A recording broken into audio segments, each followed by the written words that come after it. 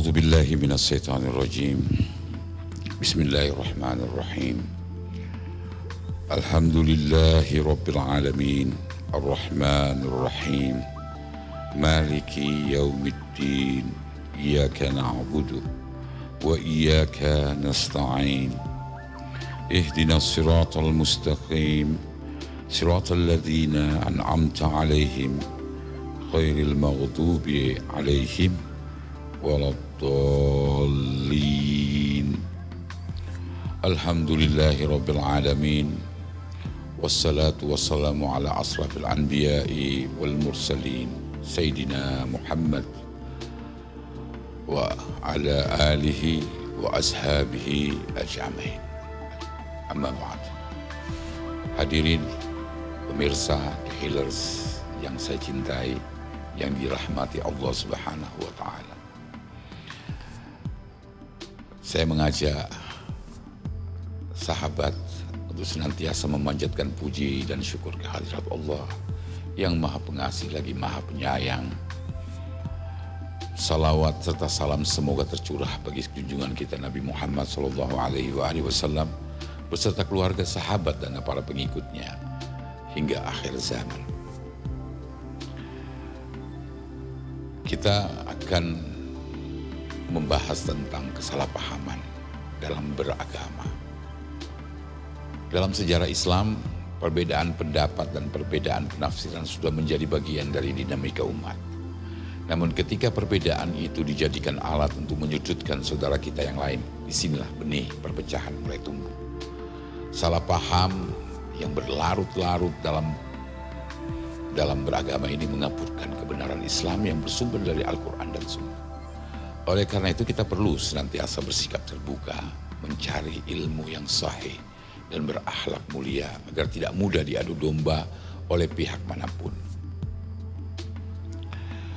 Ini saya yakini bahwa kesalahpahaman dan pertentangan yang terjadi ini tidak hanya datang secara internal, tapi pengaruhnya paling banyak karena pengaruh eksternal.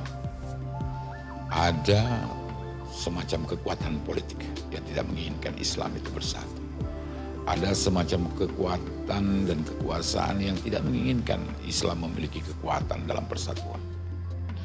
Nah, saya akan membahas beberapa hal yang menjadi sumber-sumber persoalan yang sering terjadi di alam diri kita, umat Islam yang dirahmati oleh Allah Subhanahu wa Ta'ala, yang memiliki seorang penunjuk kepada jalan lurus, yaitu Nabi Muhammad SAW. Misalnya kita berbicara tentang ziarah kubur. Salah satu contoh salah paham yang kerap terjadi adalah soal ziarah kubur.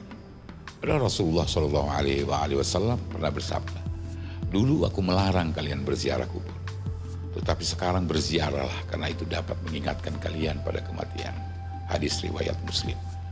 Ziarah kubur sejatinya menjadi pengingat bahwa kita semua akan kembali kepada Allah dan memulai perjalanan akhirat. Sayangnya ada yang menganggap ziarah kubur sebagai bentuk penyembahan kepada orang yang telah wafat. Padahal kita semua tahu, menghormati bukanlah menyembah. Jika ziarah ke makam dianggap syirik, maka menghormati orang tua atau guru yang telah meninggal pun bisa dituduh serupa. Dan jelas ini tidak masuk akal.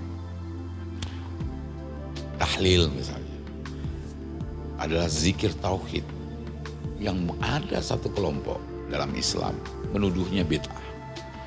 Tradisi tahlil ini di Nusantara sering menjadi sasaran tuduhan bid'ah. Padahal inti tahlil adalah membaca kalimat La ilaha illallah, la ilaha illallah, la ilaha illallah. Kalimat tauhid yang menegaskan keesaan Allah. Apakah kalimat tauhid yang agung ini pantas dihakimi sebagai bid'ah hanya karena ada tambahan tahlilan di akhirnya? Kita perlu adil dalam menilai. Jika setiap bentuk inovasi dianggap bid'ah tanpa pandang bulu, maka segala sesuatu yang tidak dilakukan di masa Rasulullah SAW, mulai dari alat transportasi modern hingga teknologi digital, juga bisa dituding sebagai bid'ah. Tentu Islam tidak menghendaki sikap kaku seperti itu. Islam justru memotivasi kita untuk terus berinovasi selama tidak bertentangan dengan prinsip syariat. Ada lagi bid'ah, membaca Al-Quran sembarangan waktunya.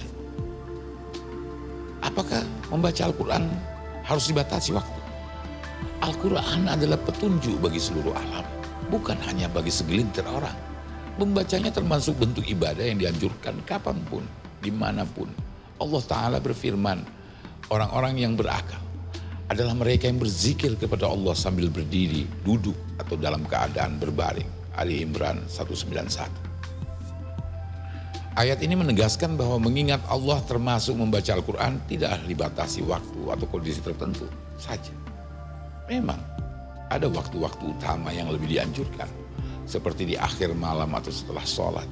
Namun itu tidak menafikan kebolehan membaca Al-Quran di waktu lain. Pembatasan waktu yang berlebihan justru bisa menyempitkan keluasan rahmat Allah Subhanahu wa Ta'ala. Islam adalah agama yang menghargai akal, mengedepankan akhlak, dan menjunjung tinggi keilmuan. Dalam sebuah riwayat Rasulullah SAW bersabda, tidaklah saya diutus kecuali untuk menyempurnakan akhlak manusia. Hal ini menunjukkan bahwa dakwah Islam hendaknya dibangun dengan kelembutan, logika, dan bimbingan dalil yang kokoh. Menghakimi pihak lain sebagai sesat tanpa dasar yang kuat hanya akan merusak citra Islam itu sendiri. Kita semua berkewajiban untuk menjaga persatuan umat, menjauhkan prasangka buruk, dan berusaha saling mendukung dalam kebaikan. Alangkah baiknya ketika terjadi perbedaan, kita saling bertanya dengan akhlak yang indah, saling memberikan informasi.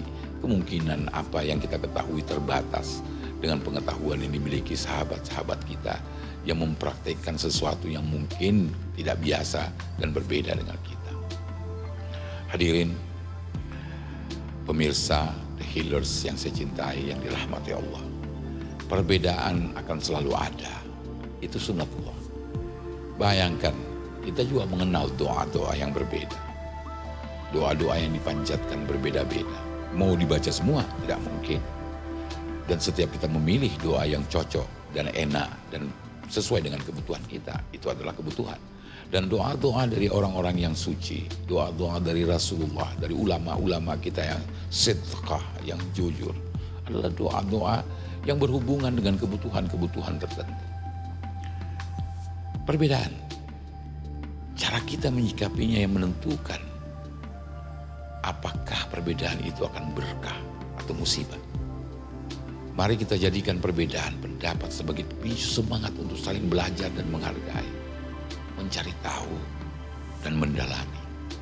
Jangan biarkan kesempitan pemahaman menutup pintu silaturahmi dan persaudaraan.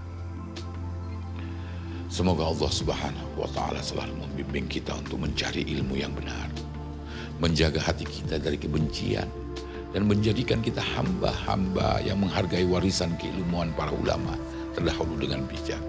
Jadikanlah Islam di tangan kita sebagai cahaya penerang, bukan sumber perpecahan. Marilah kita menutup ceramah ini dengan memohon kepada Allah Ta'ala agar hati kita senantiasa dipenuhi cinta, akhlak yang mulia, dan semangat meraih keridhaannya. Rabbana atina fid dunya hasanah wa fil akhirati hasanah wa qina adzabannar wadkhilna jannata ma'al abrar ya aziz ya aziz ya aziz. Wabillahi taufiq wal hidayah. Wassalamualaikum warahmatullahi wabarakatuh.